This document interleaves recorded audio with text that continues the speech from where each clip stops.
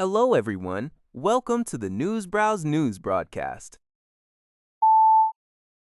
A British Columbia Supreme Court judge has found former Mountie William Majcher not guilty of acting on behalf of China's government in a plan to coerce a multimillionaire to return there to face fraud charges. Justice Martha Devlin delivered her decision on Wednesday, May 13, 2026, stating that she had doubt about the nature and extent of Majcher's actions. The Crown had accused Majcher of acting as a proxy for Chinese authorities in 2017 to convince Vancouver real estate mogul Kevin Sun to return to China.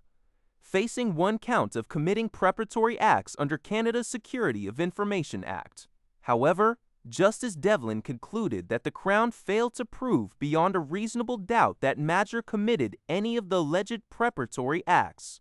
Majcher's lawyer, Ian Donaldson, had argued the Crown's case was purely circumstantial, lacking proof that his client specifically targeted Kevin Sun with a view to committing an offense. The trial also highlighted details of RCMP cooperation with Chinese police and an incident in 2018 where 3 Chinese police officials went missing during an RCMP escorted visit to Vancouver.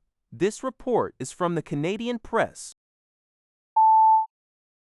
Manitoba's Chief Public Health Officer, Dr. Brent Roussin, has declared a public health emergency due to a significant rise in HIV rates.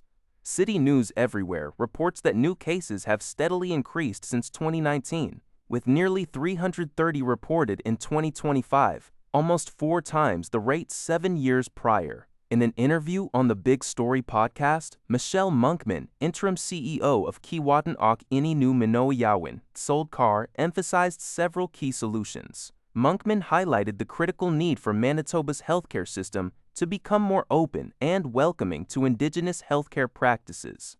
Additionally, she stressed the importance of ensuring provinces have adequate testing resources and urged federal systems to take greater accountability for the escalating rates of HIV infections. A new report by Toronto-based food rescue organization, Second Harvest, covered by Global News, reveals that confusion over best before date labels is leading to over $12 billion in food waste annually in Canada. This occurs even as food banks nationwide face unprecedented demand. The report highlights that approximately 23% of avoidable food waste, totaling 1.6 million metric tons, stems from consumers misunderstanding the difference between best before, quality, and actual expiry safety dates. Lori Nickel, CEO of Second Harvest, emphasizes that Canada lags behind other countries in modernizing date labeling systems. Neil Hetherington of Daily Bread Food Bank notes that shelf-stable products are often discarded well after their best before date. Second Harvest urges the removal of unnecessary labels, improved clarity, expanded public education, and the inclusion of food waste reduction in Canada's National Food Security Strategy. They estimate that over 41% of wasted food could be rescued, enough to feed 17 million people 3 meals a day for a year. Global News reports that Ontario's Minister of Colleges, Universities, Research Excellence and Security, Nolan Quinn, has announced urgent inspections for all private truck schools across the province. This decision comes in response to a scathing audit by Auditor General Shelley Spence, which uncovered significant shortcomings in driver training programs. The audit found that a quarter of the province's 205 private truck colleges had never been visited by government overseers. Issues included students not completing mandatory training and inadequate testing of crucial skills like reversing or left-hand turns, raising serious safety concerns for all road users. Minister Quinn pledged that all remaining uninspected institutions would be audited within the next 6 weeks and that future inspections would occur annually, holding schools to the highest standard. Opposition leaders criticized the government for reacting too late, stating these issues have been known for years.